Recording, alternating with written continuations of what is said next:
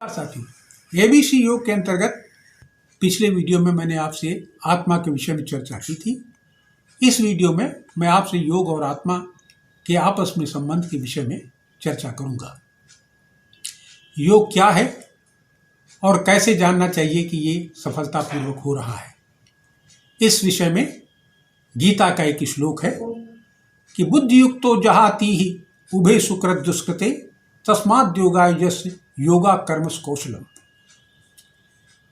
बुद्धि को नियंत्रित करके, मन को एकाग्र करके किसी कार्य को कुशलतापूर्वक करने को योग कहते हैं।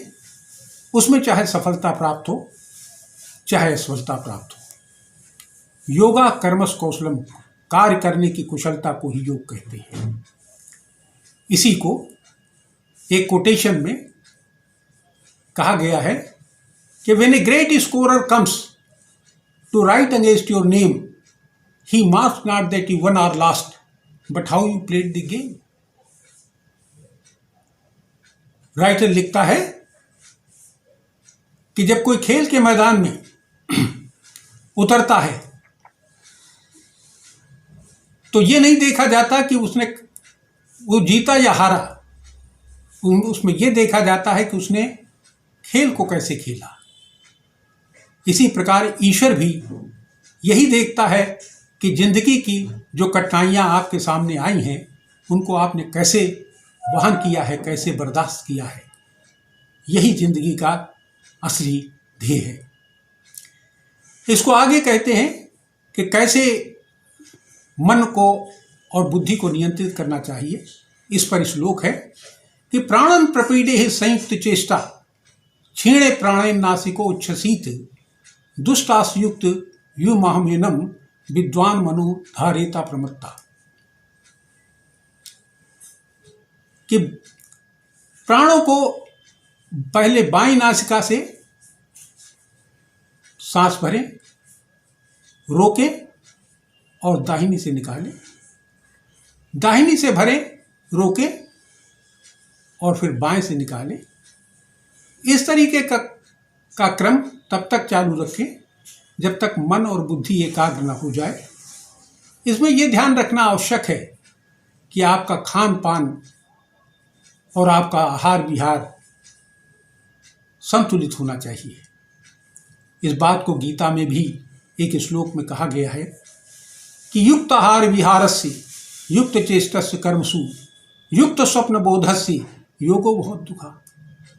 दुख को दूर करने वाला योग उन्हीं का सिद्ध होता है जिनका आहार और विहार, जिनकी डाइट और इंटरटेनमेंट संतुलित हो, जिनके कार्य संतुलित हों और जो न ज़्यादा सोएं और न ज़्यादा जागें, जिनकी समय पर सोना और समय पर जागना अर्थात जागना और सोना रेगुलेटेड हो।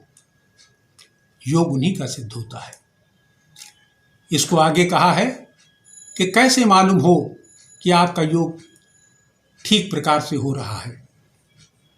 इसके विषय में श्लोक है कि निहार धूमा अर्का नीला नला नाम खाद्योत विद्युत स्फटिक शशि नाम एतानि रूपाणि पुरासराणि ब्रह्मंडि भक्तिम कराणि योगी। जब योग करते समय आपको कोहरा, धुआं, वायु, अग्नि, स्फटिक मणि, जुगनू, चंद्रमा की सुंदरता आपको दिखाई देने लगे, तब आप समझिए कि योग आपका धीरे धीरे सफल हो रहा है। इसी को फिर कहते हैं कि प्रथव्य तेजो अनलिखे समुत्थते पंचात्म के योग गुणे प्रवर्ते न तस्य रोगो न जरा न मृत्यु प्राप्तस्य त्वम अग्निमयम शरीरम। कि जब धीरे धीरे ये साधक योग की साधना में इस प्रकार लग जाता है तो जो पंच तत्व हैं पृथ्वी जल अग्नि वायु आकाश, वो धीरे धीरे उसके शरीर के वश में होते जाते हैं।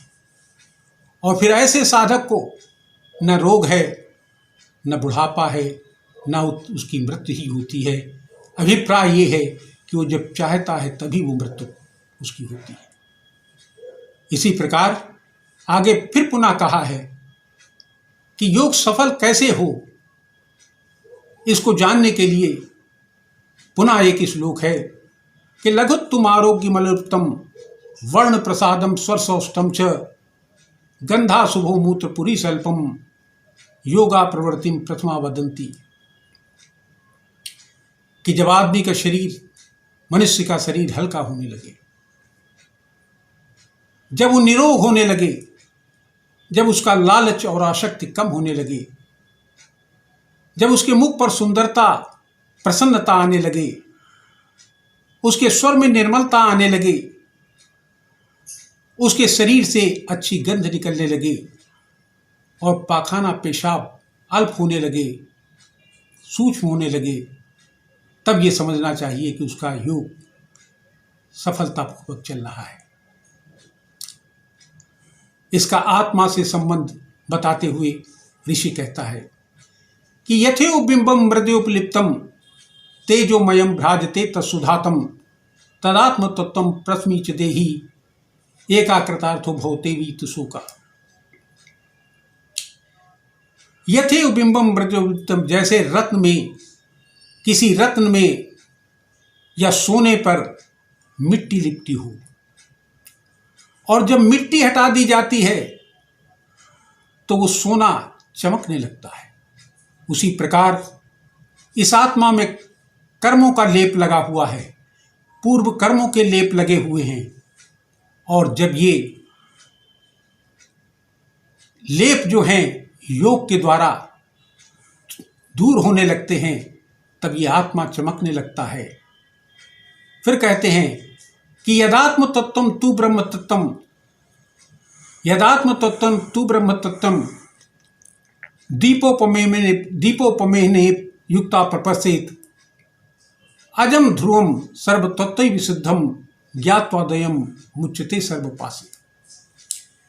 जब उस प्रकाशमान आत्मा से, जो प्रकाश की तरह चमकने लगता है, उस आत्मा से जब ब्रह्म तत्व का, जब ब्रह्म का अनुभव होने लगता है, वो आत्मा ब्रह्म को देखने लगता है, तो उस समय उस अजन्मा अजम ध्रुवम सर्व तत्व विशुद्धम, उस अजन्मा, अटल और सर्व तत्वों से विशुद्ध उस ब्रह्म को देखकर, उस ब्रह्म को जानकर यह आत्मा सब पासों से, ये मनुष्य सब पासों से मुक्त हो जाता है। यही आत्मा और योग का संबंध है। इस वीडियो को मैं यहीं समाप्त करता हूँ। आगे भी इस पर चर्चा होती रहेगी। नमस्कार, धन्यवाद।